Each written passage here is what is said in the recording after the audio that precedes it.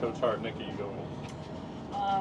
Bentley and Trevor Woods, is that kind of your starting package as the game day is close ahead? Early in the season, I thought it would be, and now Nakai and Jeremiah Brown are making a really big push, and so we've been mixing these guys up. And I always talk about competition keeping them up at night, but now they're keeping me up at night because I'm trying to think who's going to be that guy for me, and they've been playing really well. And so I'm excited to see who's going to come out on top. But I feel good with any four of those guys going in. Adam, you go. Jeremiah Brown, you mentioned he's kind of moved from edge to linebacker throughout his career. What does he bring to your room? Well, he gives the pass rush, and when we're talking about any type of pressures, he has that ability to do that. But then he has a physical set that in certain packages he can set an edge because he did play in. And then he can run. The kid can run. I mean, he really can run. He's an athletic kid, and he's a try-hard kid. Like every day, he's up 5 o'clock in the morning in the indoor stretching in the dark, which is kind of scary. Somebody that big, when you walk in, he's sitting there stretching. But he's getting ready for the day. And so I'm happy with his progress. He's taking great notes, and he's really locked in this year. And his development has just been something remarkable to see. So when game day comes, I think you guys are going to be talking about him and what he can bring to our packages on defense. Brian, you go. Coach, a lot of times we'll see like there's a set 2-3 guys and they play almost all the snaps. But with this group, do you see this as something where there could be a lot of situational things, a lot of rotation because so-and-so might be better on 3rd and long, so-and-so might be better on 3rd and short, whatever? No, you're exactly right. There's some of that going on now, and it's causing us to have some really good discussions in the coach's office on what we can do and what we can do.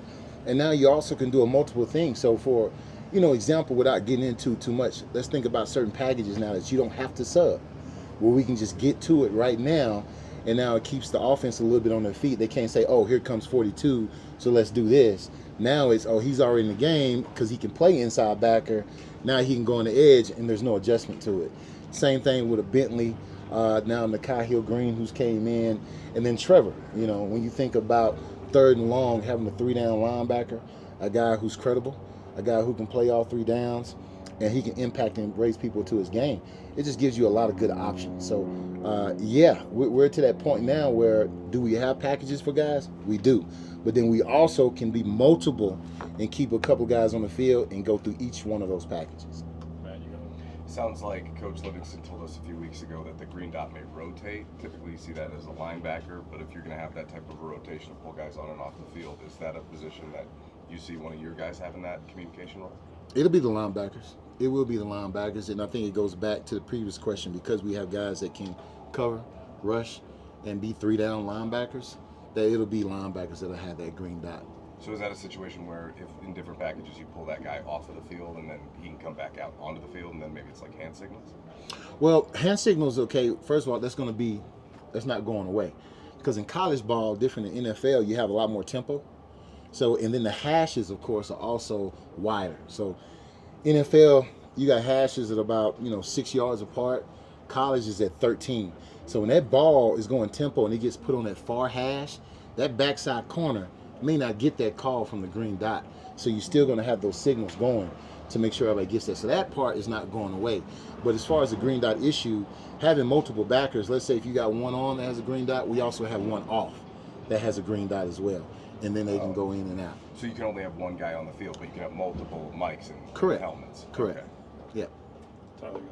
Trevor mentioned earlier in camp how he felt like he was being seen less by the quarterback, playing lower, closer to the line of scrimmage. And we've seen him make a couple plays in pass coverage throughout camp. I mean, how much of a weapon do you feel like he can be for you guys in pass defense?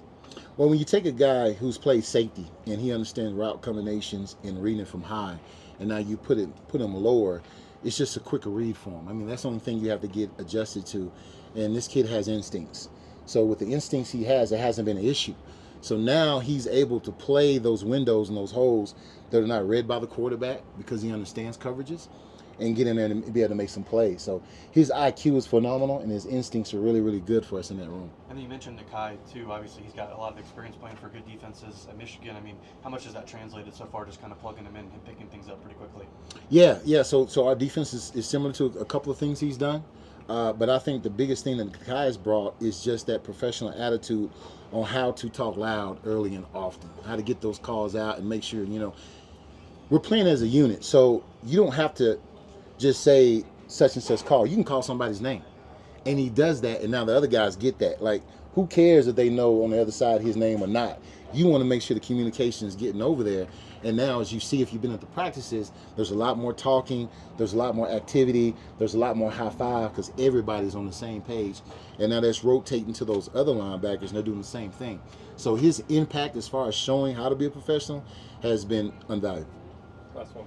Coach, any good linebacking core is able to get downhill and stop the run. How are you coaching that and preparing your linebackers to work with the defensive line to stop the run? Well, it has to be a mentality first. To play linebacker, you have to have the mentality to want to run down there and put your face in the fan, to get in there and mix it up with the D-line and the O-lineman. That's first a mentality. Once you have the mentality, then after that, it's really trying to hold the leash and tell them when to and when not to. So it's more of that now because these guys are really acting like boy dogs. And I got to pull them back.